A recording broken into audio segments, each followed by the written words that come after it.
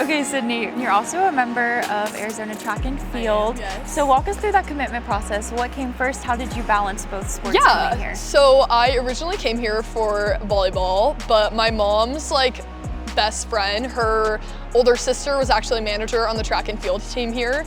So out of California, I won 2 state championships. So when I won, she texted Fred Harvey, who was the head coach here at the time, was like, yo, I have this girl, she's kind of good at track, you should look into her. But I had already committed here for volleyball. And then after I committed here, Dave was still here. He was like, so do you want to do track here? I was like, oh, you're gonna let me do both? So I was like, yeah. And then Rita became the head coach and I just had to follow up with her. And then I was just able to do both when I got here. Which sport did you do first when you were younger? Yeah, so I would say I did track first. I started running track when I was in 3rd grade, and I did cross country in the fall and then track in the spring.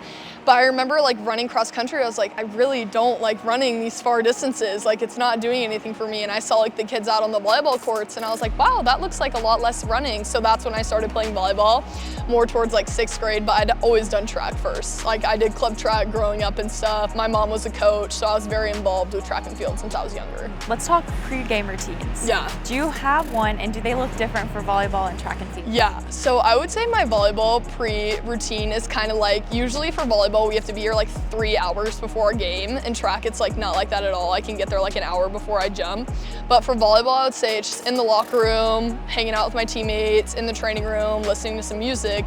But for track, it's a whole morning. I always go over to my friend Jenica's house. She braids my hair. I get either Starbucks or Chick-fil-A breakfast. I listen to the same playlist I've been listening to since I was a sophomore in high school.